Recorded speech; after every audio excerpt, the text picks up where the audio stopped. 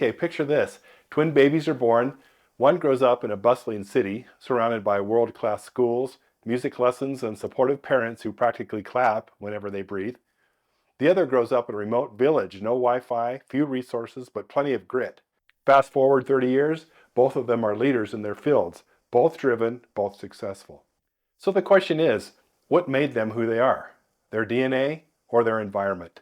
That's the famous nature versus nurture debate, and it's been raging for centuries.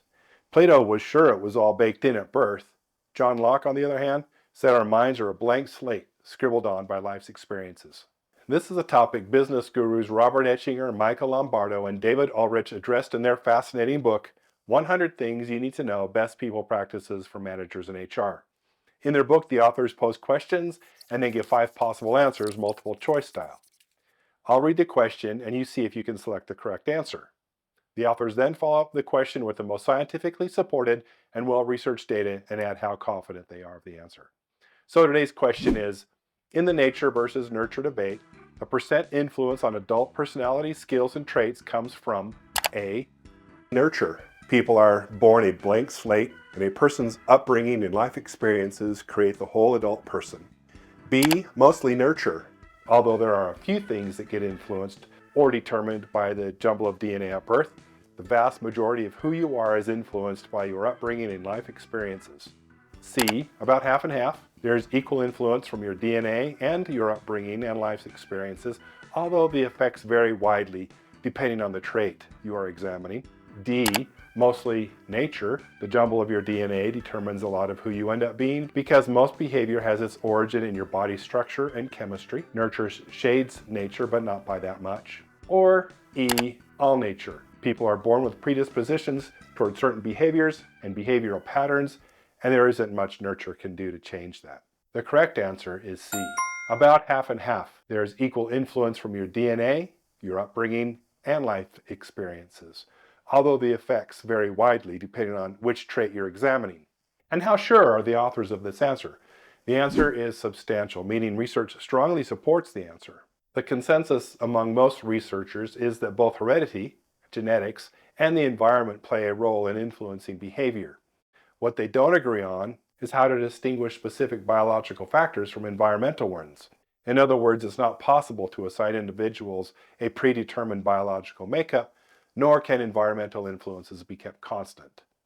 Existing research suggests that physical makeup, brain chemistry, and neural circuitry significantly influence various traits and characteristics, and even personality.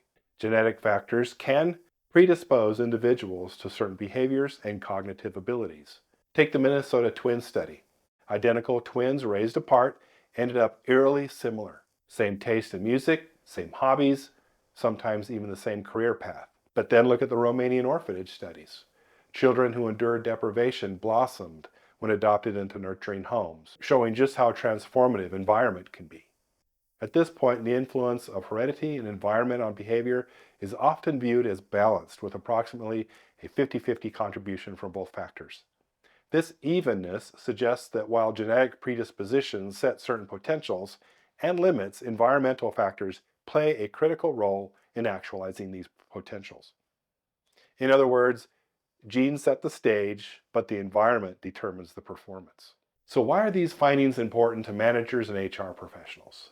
The practical application of this research is that we should avoid making excessive generalizations about what personality traits can or cannot be developed. The good news is that, with the exception of highly stubborn traits, most behaviors that matter for success, like communication, teamwork, leadership, they're all learnable. You can train them, encourage them, and nurture them into existence. In conclusion, I'd like to add a twist to this nature-nurture debate as food for thought. Stephen R. Covey, one of the most respected authorities on leadership, taught that we are not merely a product of nature or nurture. Rather, we are a product of our choices. It is ultimately our choices that define us and chart the course of our lives. Regardless of our genetic predispositions or environmental circumstances, we possess the power to shape our destinies through the choices we make. Eleanor Roosevelt said, "In the long run, we shape our lives and we shape ourselves. The process never ends until we die, and the choices we make are ultimately our own responsibility." And Viktor Frankl said, between stimulus and response, there is a space. In that space is our power to choose our response. In our response lies our growth and freedom.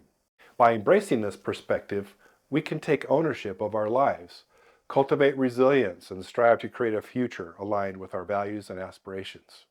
As we navigate life's challenges and opportunities, let us remember that our choices are the ultimate architects of our individual journeys. John Paul here. If you like this video, check out the HR Insight YouTube channel where we have more videos just like this. Make sure to click subscribe so you get notifications.